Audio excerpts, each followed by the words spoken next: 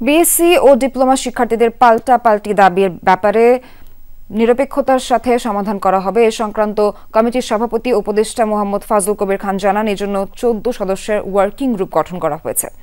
Committee দুই পক্ষের দাবি শুনে নির্ধারিত 1 মাসের মধ্যে যৌক্তিক সমাধানে পৌঁছাতে পারবে বলে আশাবাদী উপদেষ্টা সৈয়দা রেজওয়ানা হাসান। বলেন এজন্য আন্দোলনের আর প্রয়োজন নেই, তাদের জনদুর্ভোগ সৃষ্টি না করার আহ্বান জানিয়েছেন উপদেষ্টারা।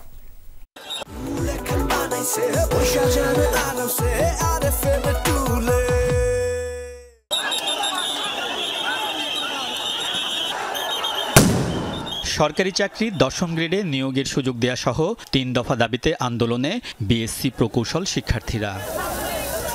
চলছে তাদের বিশ্ববিদ্যালয় শাটডাউন কর্মসূচি। অন্যদিকে 7 দফা দাবিতে মাঠে ডিপ্লোমা শিক্ষার্থীরাও। দুপক্ষের দাবির যৌক্তিকতা পরীক্ষা নিরীক্ষার জন্য সরকার গঠিত কমিটি 2য় দফায় বৈঠকে বসে জনপ্রশাসন মন্ত্রণালয়ে। বিদ্যুৎ ও জ্বালানি উপদেষ্টা মোহাম্মদ ফাজুল কবির খানের সভাপতিত্বে প্রায় 1 ঘণ্টা বৈঠক করে কমিটি। সিদ্ধান্ত হয় দুই পক্ষের যৌক্তিক দাবি বাস্তবায়নে গণপূর্ত সচিব নজরুল ইসলামের নেতৃত্বে 13 সদস্যের ওয়ার্কিং গ্রুপ গঠনের। উপদেষ্টারা জানান সমস্যা দীর্ঘদিনের, একদিনে এর সমাধান সম্ভব না।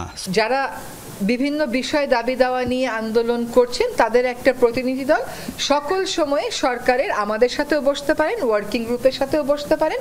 আমরা বিএসসি বলি আর ডিপ্লোমাই বলি, সেখানে যারা প্রণিধানযোগ্য আছেন, যারা বিষয়গুলো সম্পর্কে ভালো ওয়াকিবহাল আছেন, তাদের বক্তব্য এই ওয়ার্কিং কমিটি শুনবে। কারণ আমাদের তো একটা সময় দিতে হবে। আমি তো বলতে পারবো না যে আমি এই দাবিটা নিলাম। কারণ এখানে হচ্ছে এই জিনিসটা হচ্ছে যে আপনি যেই একটা দাবি গ্রহণ করলে একদল খুশি হবে, আরেকটা দাবি গ্রহণ করলে আরেক দল খুশি হবে। তো আমাদের তো একটা বিবেচনা আনতে হবে। তো আন্দোলনকারী সব পক্ষের দাবি নিরপেক্ষভাবে সমাধানের চেষ্টা করা হবে বলে জানিয়েছেন কমিটির সভাপতি উপদেষ্টা ফাজুল কবির খান। একদিকে 3 দফা আছে, একদিকে 7 দফা আছে।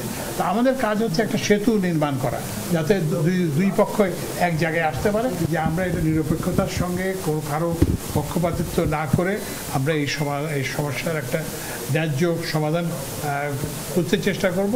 এই অবস্থায় আন্দোলনের যৌক্তিকতা দেখেন না উপদেষ্টারা। আমাদের একটা অনুরোধ থাকবে সকলের কাছে, যে যেহেতু এগুলো আসলে অনেক পুরনো বিষয়, এটা নতুন কোনো বিষয় না, সেহেতু আন্দোলন যারা করেন তারা যেন জনদুর্ভোগের সৃষ্টি না করেন।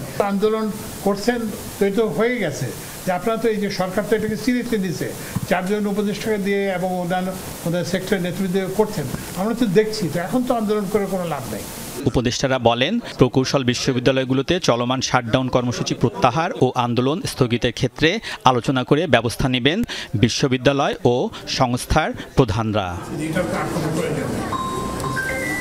আলমগীর স্বপন, যমুনা নিউজ, ঢাকা।